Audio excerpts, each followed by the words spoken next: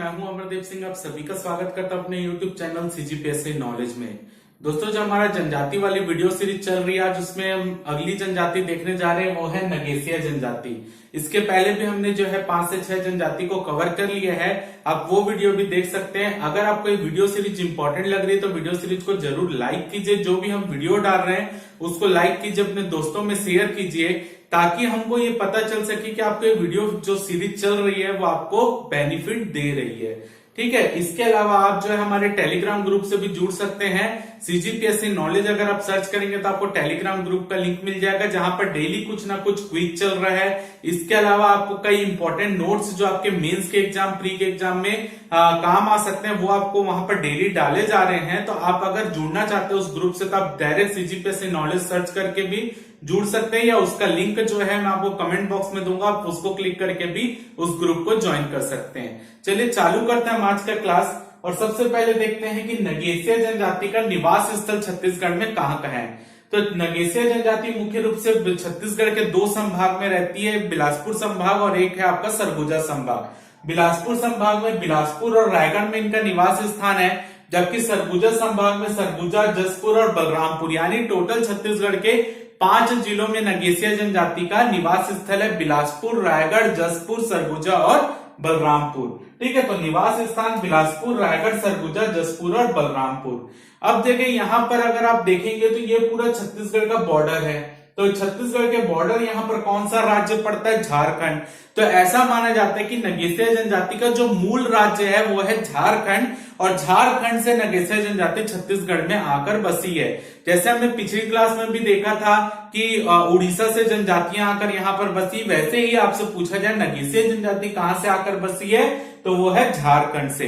क्योंकि छत्तीसगढ़ और झारखंड के स्तर में जो छोटा नागपुर का पठार पड़ रहा है, तो वहीं पर ऐसा माना जाता है कि नागपुर क्षेत्र में रहने के कारण नगेसिया को पहले नाग बसिया कहा जाता था, यानी नागपुर के निवासी। उसके बाद जो है ये नाग बसिया नगेसिया में बदल गया। तो अगर आपसे पूछा जाए कि नगेसिया जनजाति कहां से छत्तीसगढ़ में आई है या इनका मूल राज्य क्या है, तो वो है झारखंड। क्लियर है। अगर हम यहाँ पर बात करें इनकी जनसंख्या की, तो 2011 की जनगणना के अनुसार नगेसिया जनजाति की जनसंख्या 1,14,532 1,14,532 इनकी जो है जनसंख्या है। अगर हम इनकी बोली देखें तो ये स्वयं की कोई भी इनकी कुछ बोली नहीं है। ये जो है सदरी बोली मुख्य रूप से बोलते हैं, जो कि स्थानीय बोली के अंतर्गत आता है, छत्तीसगढ़ी बोलते हैं। तो इनकी मूल रूप से कोई स्वयं की बोली नहीं है, ये सदरी बोली और स्थानीय जो छत्तीसगढ़ी बोली है उसको ये बोलने का काम करते हैं। अगर आपसे पूछा जाए कि नगेसिया जनजाति कौन से भाषा परिवार की जनजाति है, तो नगेसिया जनजाति मुंडा भाषा परिवार की जनजाति है, या इसी को बोलते हैं कोलारियन समूह की। तो अगर आपसे पूछा जाए कि नगेसिया जनजाति कौन सी भाषा समूह की है, तो कोलारियन समूह आंसर होगा, या मुंडा भाषा, जो भी आपके ऑप्शन में दिया हो आपको वो लेकर चलना है। क्लियर है। तो ऐसा माना जाता है कि इनके बारे में कुछ दंत कथाएं भी प्रचलित है कि इनकी उत्पत्ति कहां से हुई है। तो ऐसा माना जाता है कि एक बालक जो था, वो जब जन्म के बाद उसके माता पिता जो है एक बालक को जंगल में छोड़कर चले गए, तो वहां से मुंडा जनजाति के लोग गुजर रहे थे, तो देखे कि बारिश हो रही है और एक सांप जो है उस बालक के ऊपर आकर उसको प्रोटेक्ट कर रहा है, यानी फन फैलाकर, ताकि बालक के ऊपर कोई पानी ना जाए। जब वो सांप वहां से हट गया तो उसके बाद जो है मुंडा जनजाति के लोग उस बालक को उठाकर अपने यहां ले आए, और वो आगे चलकर मुंडा जनजाति का राजा बनता है, और उसी बालक की जो संतानें होती है वही नगेसिया कहलाती है। यानी नाग जो सांप उनकी रक्षा कर रहा था फन फैलाकर, उसी से उसकी जो संतानें हुई वो नगेसिया कहलाई। ऐसा इनमें मान्यता है, दंत कथाएं हैं। ठीक है। आगे हम यहाँ पर बढ़ते हैं और नगेसिया जनजाति की कुछ उपजाति है वो देख लेते हैं। तो नगेसिया जनजाति की जो उपजाति है वो है तेलिया, सेकंड है सिंदूरिया, थर्ड है धूरिया और फोर्थ है खैरकट्टा। तो नगेसिया जनजाति की टोटल 4 उपजाति है, तेलिया, सिंदूरिया, धूरिया और खैरकट्टा। क्लियर है। अगर हम इनके जीवन संस्कार के बारे में बात करें तो नगेसिया जनजाति में जो प्रसव कराने वाली स्त्री रहती है, जो बच्चों को पैदा करवाती है, वो स्त्री को बोला जाता है कुसरी। तो कुसरी कौन है? नगेसिया जनजाति में जो प्रसव कराने वाली महिला रहती है उसे कुसरी कहा जाता है। अब अगर हम इनमें बात करें तो विवाह संस्कार में, तो इनमें विवाह के दो तरीके के संस्कार होते हैं। एक 3 दिन का विवाह होता है और एक 5 दिन का विवाह होता है। यानी किसी को अगर विवाह करवाना है तो उसमें 3 दिन का कार्यक्रम होगा या तो 5 दिन का कार्यक्रम होगा। तो अगर विवाह कार्यक्रम 3 दिन का होता है तो ऐसे विवाह को बोला जाता है 3 आंगेर। अगर विवाह 3 दिन का कार्यक्रम में हो रहा है तो 3 आंगेर, और अगर 5 दिन के कार्यक्रम में हो रहा है तो इसे पंचागेर बोलते हैं। यानी अगर 3 दिन का विवाह है तो ऐसे विवाह कार्यक्रमों को 3 आंगेर बोलते हैं और 5 दिन वाले को पंचागेर बोलते हैं। इसके अलावा रिश्ता पक्का होना, जैसे कि लड़के वाले लड़की के यहाँ देखने गए और उनको लड़की पसंद आ गई, तो वो जो लड़के के पापा रहते हैं या जो बड़े लोग रहते हैं वो लड़की को 50 या 100 रुपए पकड़ाकर जो है इस रिश्ते को पक्का करते हैं। तो रिश्ता पक्का होने को ये बोलते हैं बात बंधोनी, या बोलते हैं लाठी खोचाई, या बोलते हैं लाठी ढेराई। तो कुछ भी बोले, ये बात एक ही, अगर रिश्ता पक्का हो जाता है तो रिश्ता पक्का होने को बात बंधोनी, लाठी कोचाई या लाठी ढेराई, जो भी है वो ये, इसका मतलब रिश्ता पक्का होना है। इन लोग वधु मूल्य को क्या बोलते हैं? बुंदा। बुंदा किसको बोलते हैं? नगीसिया जनजाति वधु मूल्य को, जिसमें हमने किसी में सुख पढ़ा है वैसे यहाँ पर किसी में गोनम होता है तो यहाँ पर बुंदा होता है। तो बुंदा मतलब वधु मूल्य। इसके अलावा इनमें लड़का और लड़की का विवाह कराने वाला जो मध्यस्थ व्यक्ति रहता है, जो दोनों पक्ष का विवाह करवाता है, उस मध्यस्थ व्यक्ति को बोलते हैं रे बरीहा। रे बरीहा बोलते हैं किसको? मध्यस्थ जो रहता है, जो विवाह करवाता है, जो लड़का और लड़की दोनों को मिलवाता है, मतलब उनके परिवारों को जो मध्यस्थता करता है, उसे रे बरीहा। इसके अलावा जो है इनमें उड़रिया विवाह होता है, नगेसिया में विधवा विवाह होता है, सगाई विवाह होता है। तो इतने विवाह जो है यहाँ पर मुख्य रूप से नगेसिया जनजाति में होते हैं। अगर हम यहाँ पर बात करें तो नगेसिया जनजाति में शव को दफनाया और जलाया दोनों जाता है। मुख्य रूप से इनमें जलाने की प्रथा होती है, लेकिन अगर किसी अविवाहित लड़के या लड़की की मृत्यु होती है तो उसे दफनाया जाता है। क्लियर है? इनमें जो है मृत्यु के बाद 10 दिन के बाद दशगात्र मनाया जाता है। उस दशगात्र को ये गमी या मार्खी कहते हैं। यानी मृत्यु के पश्चात जो 10वें दिन का कार्यक्रम होता है जिसे दशगात्र कहते हैं, तो ये दशगात्र कार्यक्रम को ही गमी या मार्खी कहते हैं। अगला है इनके प्रमुख देवता। अगर हम नगेसिया जनजाति की बात करें तो इनके प्रमुख देवता है दुल्हा देव, इसके अलावा शिकारी देव, गौरिया देव। ठीक है, दुल्हा देव, शिकारी देव, गौरिया देव इनके प्रमुख देवता हैं। जबकि प्रमुख देवी की बात करें तो कुदरगढ़हीन, अन्न कुमारी, धरती माता। कुदरगढ़हीन, अन्न कुमारी और धरती माता जो है इनकी प्रमुख देवी है। अगर हम बात करें इसमें जादू टोना, क्योंकि मान्यता नगेसिया जनजाति में जादू टोना की है, तो अगर किसी में भूत प्रेत चढ़ जाता है या जादू टोना कुछ हो जाता है तो उससे मुक्ति दिलाने के लिए जो पुजारी होता है, इससे उसे ये बैगा या देवार कहते हैं। यानी जादू टोना छुटकारा पुजारी को ये बैगा या देवार के नाम से पुकारते हैं। इनमें अपनी एक स्वयं की जाति पंचायत होती है।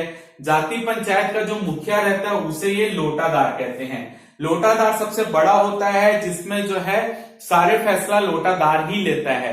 तो यहाँ पर जाति पंचायत के जो प्रमुख रहते हैं, मुखिया रहते हैं, उसे लोटादार, कहीं कहीं पे इसे चपरास भी कहते हैं। तो चपरास या लोटादार जो है वो प्रमुख को कहा जाता है। लोटादार का पद जो रहता है वो वंशानुगत रहता है। लोटादार के जो सहायता के लिए एक व्यक्ति पंचायत में होता है उसे बोलते हैं सोनवानी। ठीक है, सोनवानी का चुनाव पंचायत के सदस्य मिलकर करते हैं कि किसे सोनवानी बनाया जाए। तो सोनवानी क्या करेगा? लोटादार की मदद करेगा।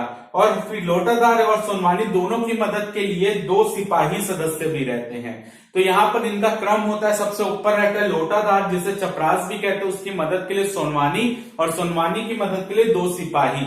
ठीक है, यानी सिपाही पद का नाम है। क्लियर है? जिनकी संख्या 2 होती है। तो ये यहाँ पर ये हो गया जाति पंचायत, जो कि मुख्य रूप से जाति से संबंधित कोई भी चीजें होती है, अगर किसी को जाति भोज देना है या कुछ फाइन लगाना है तो वो सब का निर्णय यही सब लेते हैं, जिसमें मेन रहता है लोटादार। अगर हम बात करें तो नगेसिया जनजाति में कुछ निषेध प्रथा भी प्रचलित है। इसमें ऐसा माना जाता है कि अगर किसी लड़की का विवाह हो जाता है तो लड़की के विवाह के बाद वो अपने ससुराल चले जाती है। तो ससुराल जब वो चले जाती है तो जब उसके पिता का, यानी लड़की के जो एक्चुअल पापा रहते हैं उनके घर में जो पूजा घर होता है वो विवाहित लड़की उस पूजा घर में प्रवेश कभी नहीं कर सकती। यानी विवाहित लड़की अपने पिता के घर के पूजा घर, जिसे इन लोग भीतर घर बोलते हैं, उसमें प्रवेश नहीं कर सकती, क्योंकि इनमें मान्यता है कि विवाह के पश्चात क्योंकि वो अपने पति के घर चले गई तो उसके पति के घर में जो पूजा घर है अब उसका अधिकार उस भीतर घर में प्रवेश करने का है, ना कि अपने पिता के घर के भीतर घर में। यानी विवाहित लड़के अपने पिता के घर के पूजा घर, जिसे इन लोग भीतर घर कहते हैं, उसमें प्रवेश नहीं कर सकती शादी के बाद। इसके अलावा पिता की संपत्ति में भी लड़की का कोई अधिकार नहीं होता विवाह के पश्चात। क्लियर है? तो इनमें ये निषेध प्रथा है। अगर हम इनके आर्थिक जीवन की बात करें तो नगेसिया जनजाति मुख्य रूप से कृषि प्रधान जनजाति है। इनका प्रमुख कार्य कृषि करना, इसके अलावा ये शिकार भी करते थे, लेकिन शिकार में रोक लग गई है, जिसके बाद इनका प्रमुख काम अभी कृषि रह गया। शिकार में बोले तो केवल ये मछली पालन, मछली को पकड़ने का काम कर रहे हैं वर्तमान में। तो ये कृषि कार्य में इतने निपुण है जिसके कारण जो नगेसिया जनजाति के लोग स्वयं को किसान के करके पुकारते हैं। यानी कोई ये पूछ सकता है कौन सी जनजाति स्वयं को किसान कहती है, तो नगेसिया जनजाति जो है वो स्वयं को किसान के नाम से पुकारती है। क्लियर है? इसके अलावा शिकार कहीं कहीं पे ये जो है लघु वनोपज भी संग्रहण कर रहे हैं। अगर हम इनके प्रमुख त्योहार को देखें तो ये होली मनाते हैं, सरहुल मनाते हैं। इसके अलावा विशेषकर जो इनमें होता है पुत्तू त्योहार। पुत्तू त्योहार जो होता है ये जुलाई अगस्त में महीने में होता है। इस पुत्तू त्योहार में क्या करते हैं, जब जंगल से ये मशरूम को तोड़ के लाते हैं और अपने घर के जो पूर्वज रहते हैं या पीतर बोलते हैं जिसको हम, उसको चढ़ाते हैं ये।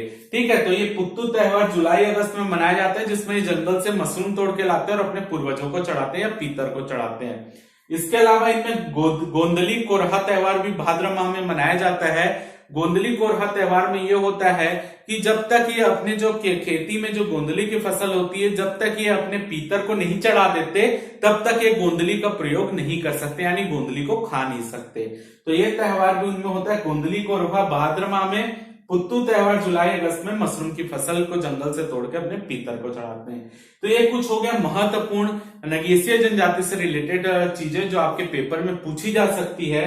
खासकर जो इनका निवास स्थान, इनमें निषेध क्या है, कौन सी भाषा समूह की जनजाति है, इनमें किस चीज को क्या कहा जाता है, तो ये सब इंपॉर्टेंट है।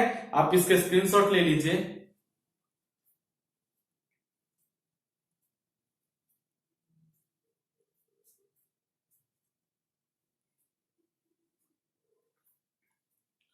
तो उम्मीद करता हूं आपको कुछ नई जानकारी यहां पर मिली होगी। अगर आपको वीडियो अच्छा लगे तो वीडियो को जरूर लाइक कीजिए, चैनल को सब्सक्राइब कीजिए, ज्यादा से ज्यादा शेयर कीजिए। फिलहाल के इस वीडियो में सिर्फ इतना ही। जय भारत, जय छत्तीसगढ़।